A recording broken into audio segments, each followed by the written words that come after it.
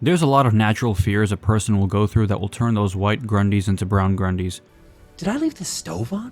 Heights, weights, volume, diameter. Oh, you're afraid of math. I mean, it does add up. Well, since we're not in math class, let's not cause any more problems and instead shift gears and talk about a very common fear. Alright, so entomophobia, let's brush up on it real quick. It's a fear of bugs, right? Yes, Dad. No sign of them. Bugs are anywhere and everywhere around the world, and they carry a massive load of abilities. They can sap, they can clap, they can flap, and they can trap. They can be hiding in your cereal after you forgot to close the bag air shut. They can even hide in your AAA games that can otherwise deter you from possibly having the best possible experience. Or they can be a real good little fella and mind their own business. Until it's not.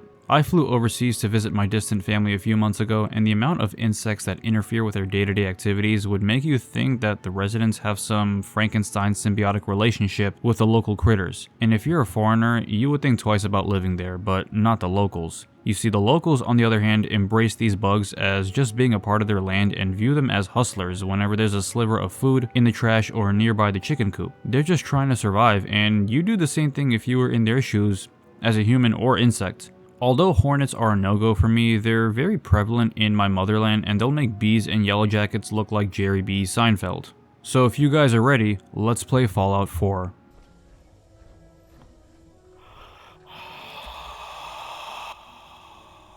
Yeah, I'm sold on not playing Fallout 4. Then again, Fallout 4 is not for me, but toys will always be for us, remember that. Anyway, this little cock of a roach in Fallout 4 may be considered legendary, but you see, bugs don't discriminate.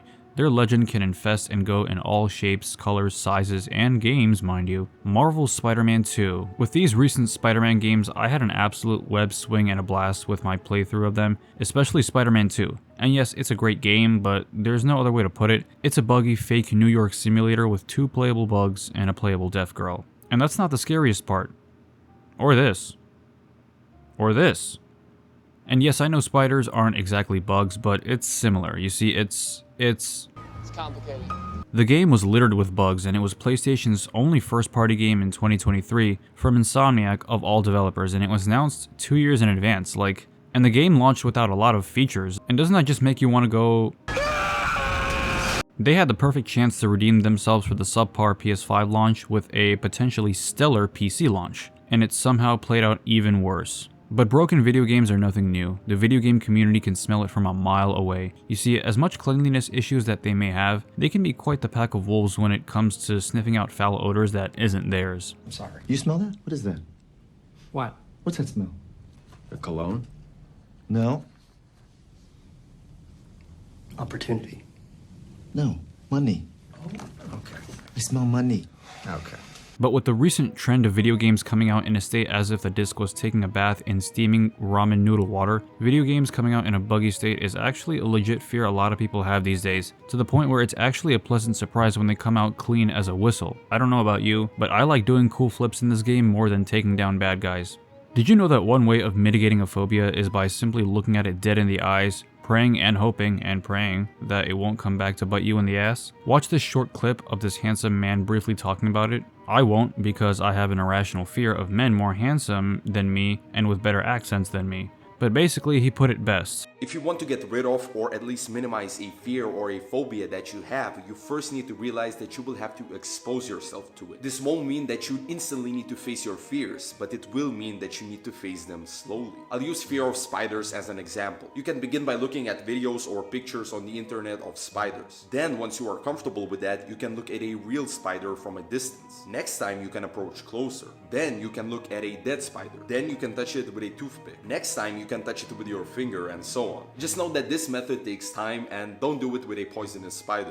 A lot of companies take advantage of you in many ways, and whether they prey on people's phobias or not can certainly be up for debate. Lately, I've been thinking again and again, and this is just me, but in my head, I feel like I do have phobias, but I just don't know what they are. And what this has done for me is allow me to actually challenge myself. One specific way is by playing certain games that I would have never seen myself playing. I also conquered a fear that I didn't know was that serious, and that is FOMO. I've had friends and family that would threaten me, talk to me politely about a movie or game that I've yet to try out. Ever try to play a game that comes out years later that everyone loved, but you just couldn't vibe with it and thought, Am I even human?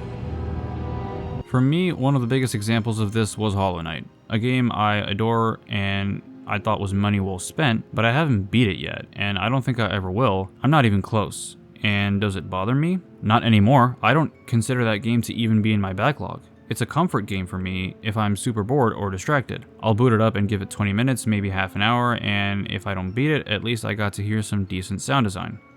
But I'll definitely acknowledge it for what it is. A great game with awesome sound design, character design, and a game not infested with cyberpunk level game-breaking bugs. But if anything, it can bug you out with its non-linear map structure, the severe lack of benches for me to heal up and feed the birds. Oh, and this. Let me know if you find this scary or just downright adorable. I'm not too sure myself. The fear I have in this game is honestly the fear of not making any progress. A fear of the unknown. Do I have that? I'm gonna have to come back to you guys on that. I'll see you around. I also used to have a subscription to PlayStation Plus, and I know I'm not alone in that department. A primary reason I remained subscribed for many years was just to claim all the free games every month in case I would ever want to play them. I never played any of them, except one game. I unfortunately don't have access to Until Dawn anymore because I don't have PS Plus anymore, but man, this game just scratches underneath your foot in a place that doesn't tickle. It just hits the spot. So moral of the story, I don't fear this horror game, but I fear and dread the fact that I can't play it anymore and revisit it at my leisure. Let me state right off the bat that I fear the law and the power that it holds. But you know who doesn't fear the law? Litterbugs.